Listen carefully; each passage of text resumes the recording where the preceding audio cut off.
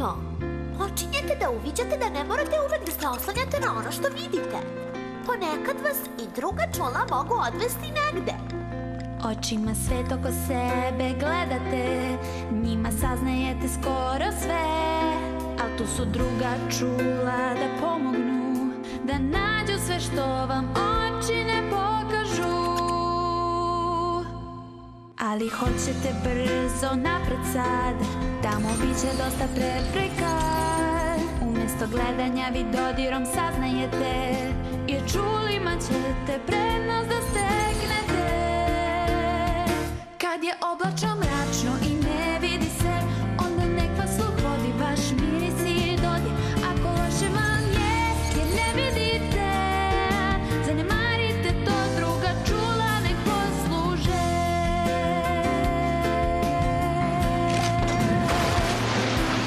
Kada ne vidite šta da radite, da zažmurite i slušajte, da bi se čulo šta je tu, dobro pazite. I možda ćete put da nađete. Pronašla sam skrivena vrata! Kad je oblačno mračno i ne vidi se, onda nek vas sluh vodi vaš miris i dodir. Ako loše vam je jer ne vidite, zanemarite to, druga čula nek posluže. U avanturi smo mi i tražimo slavu, a kad ne vidimo, nemamo priču pravu. Mi osjećamo put, slušamo njušim blok, a gdje će nas odvesti još ne znamo. Kad je oblačno mračno i